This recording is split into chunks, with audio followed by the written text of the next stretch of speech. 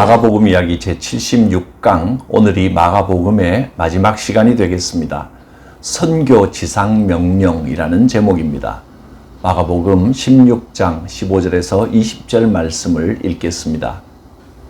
또 이르시되 너희는 온 천하에 다니며 만민에게 복음을 전파하라.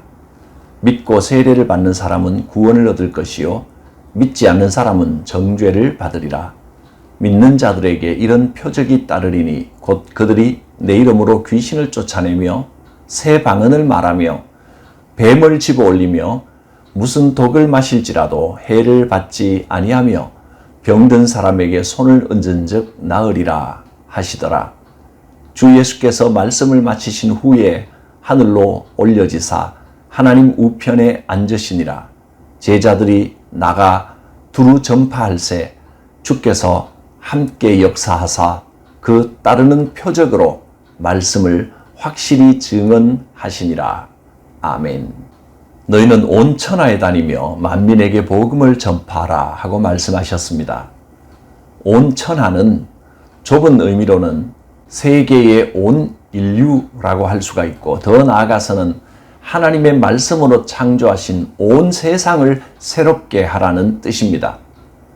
인간 세계는 악합니다. 그래서 하나님의 구원이 반드시 필요합니다. 하나님께서 세상을 심판하실 것이고 그 심판 가운데서 인간은 구원을 받아야 합니다. 구원의 주체는 오직 예수님 한 분밖에 없습니다. 예수님을 떠나서는 구원을 받을 수 없습니다. 그래서 십자가에서 죽으셨다가 부활하신 예수님, 그 구원의 복음은 인류를 구원하는 유일한 복음입니다. 제자들은 부활하신 예수님을 만난 이후에야 비로소 이 복음을 전파할 수 있었습니다. 십자가 이전의 예수님의 사역은 주로 유대인들에게 국한되어 있었고 유대인 지역에서 사역을 하셨습니다. 유대인들을 먹이시고 고치시고 말씀으로 가르치셨습니다. 그런데 이제 예수님의 사역이 유대 지역을 넘어 온 세계와 만민에게 나아가라 하는 명령을 주신 것입니다. 온 천하에 다니며 만민에게 복음을 전파하라. 모든 사람은 이 복음을 믿고 받아들여야 구원을 받을 수가 있습니다. 우리는 이 영광스러운 구원의 복음을 전하는 증인이요 전파자로 부르심을 받았습니다. 복음을 전하는 자에게는 5가지의 놀라운 표적이 따른다고 말씀하셨습니다. 주의 이름이 선포되는 곳에 귀신이 쫓겨가고 새 방언을 말하게 되고 뱀을 집어 올리고, 즉 어떤 해로운 짐승도 해를 끼치지 못한다는 것입니다. 또 독을 먹어도 해를 받지 아니하며 세상에 어떤 것도 우리에게 근본적인 해를 끼칠 수 없다는 것입니다. 그리고 손을 얹은즉 나으리라. 예수의 이름으로 손을 얹으면 치유되고 낫는 역사가 나타납니다. 주의 이름을 선포하며 복음을 전파하는 곳에 이런 표적이 따를 것이라고 주님께서 분명히 약속하셨습니다. 이 능력은 예수 그리스도의 이름을 믿고 복음을 전파하는 모든 자들에게 주신 것입니다. 특정한 어느 몇 사람이 자기의 것으로 휘두를 수 있는 것이 아니라 주의 이름을 믿고 선포하는 모든 이들이 이 놀라운 표적과 권능을 행할 수가 있습니다. 표적은 하나님께서 사람을 통하여 친히 행하시는 것입니다. 오늘 우리도, 여러분도 이 놀라운 권능과 표적의 주인공이 될 수 있습니다. 마지막 19절과 20절에는 2가지 사건을 한꺼번에 말씀합니다. 하나는 예수님께서 부활하신 후에 지상사역을 다 마치시고 하늘로 올려지셨다는 것입니다. 그리고 또 하나는 지상사역이 유대인들에게만 전해지는 것이 아니라 예루살렘에서부터 온 천하 곳곳에 만민에게 퍼져나갈 것이고 제자들을 통해서 전해지며 오늘날 우리들에게까지 임하였고, 우리도 복음을 전파하는 주의 제자로 부르심을 받았다는 것입니다.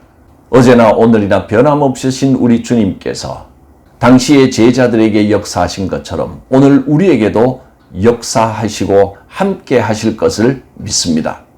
마가복음은 1장 1절에서부터 하나님의 아들 예수 그리스도 복음의 시작이라 이렇게 선포하며 시작되었습니다.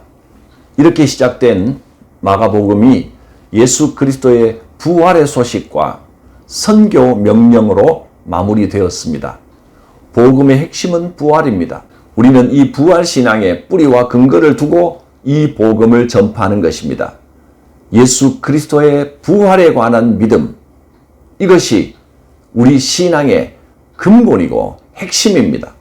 우리가 믿는 복음은 예수 그리스도께서 우리를 위해 죽으셨다가 사흘 만에 다시 살아나셨다는 이 역사적인 사실에 기초하고 있습니다. 부활의 사건이 모든 믿는 사람들에게 놀라운 생명의 원천이 되었고 참 소망을 주는 빛이 되었습니다. 이 부활의 신앙은 오늘 우리의 삶에도 참된 소망과 빛이 됩니다. 부활의 소망이 고난을 이기게 합니다.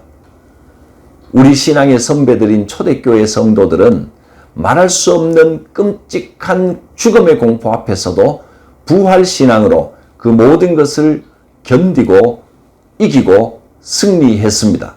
굶주린 사자의 날카로운 발톱과 이빨도 부활의 소망을 꺾지 못했습니다. 화형의 고통도 모진 고문도 성도들의 부활의 소망을 끄지 못했습니다. 성도들은 부활의 소망으로 그 모든 고난과 두려움을 다 이겨내었습니다. 초대교회 당시에는 큰 권세를 누리던 사두개인들이 부활을 부인했었습니다. 그들은 종교 지도자이면서도 현세에서 죽으면 모든 것이 끝난다고 가르쳤습니다. 오늘날의 교회 안에도 사두개인처럼 부활을 믿지 않는 사람들이 간혹 있습니다.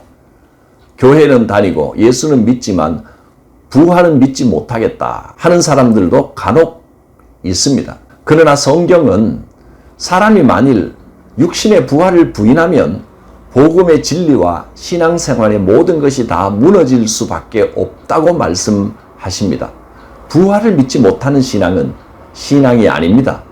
부활을 믿지 못하면 모든 것이 다 헛된 것이 됩니다.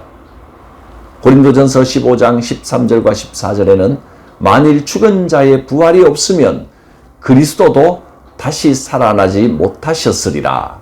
그리스도께서 만일 다시 살아나지 못하셨으면 우리가 전파하는 것도 헛것이요 너희 믿음도 헛것이라고 했습니다. 만일 예수 그리스도의 부활이 없다면 우리가 믿는 신앙의 모든 것이 다 헛된 것이 되고 만다는 말씀입니다. 부활의 신앙은 우리의 믿음에 없어서는 안 되는 가장 큰 핵심 진리입니다. 고린도전서 15장 17절부터 19절 말씀에는 그리스도께서 다시 살아나신 일이 없으면 너희의 믿음도 헛되고 너희가 여전히 죄 가운데 있을 것이요 또한 그리스도 안에서 잠자는 자도 망하였으리니 만일 그리스도 안에서 우리가 바라는 것이 다만 이 세상의 삶뿐이면 모든 사람 가운데 우리가 더욱 불쌍한 자리라 하고 말씀하셨습니다. 부활의 진리를 믿지 못하면 인생은 허망할 수밖에 없습니다. 부활의 신앙은 우리에게 참된 소망과 믿음의 근거가 됩니다. 비록 세상에 불신과 부패가 난무한다 할지라도 그러나 우리는 이 확실한 부활의 소망을 가지고 살아갈 때 참된 의미와 보람을 누릴 수가 있게 됩니다. 부활신앙은 우리에게 구원에 이르는 믿음을 갖게 합니다. 부활신앙은 사명을 감당하는 힘을 줍니다.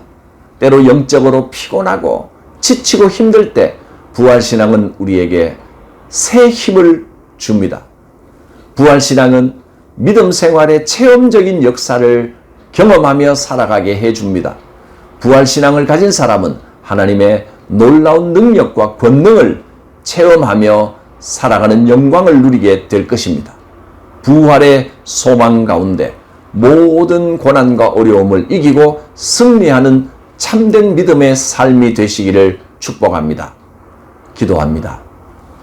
거룩하신 하나님, 부활의 소망을 가지고 세상의 모든 어둠과 염려와 걱정과 허무함을 이기고 하늘의 소망과 보람을 가지고 승리하는 삶을 살게 하옵시고 부활 증인의 삶을 살며 예수 그리스도의 향기를 세상에 풍기는 삶이 되게 하옵소서. 예수님의 이름으로 기도드립니다. 아멘.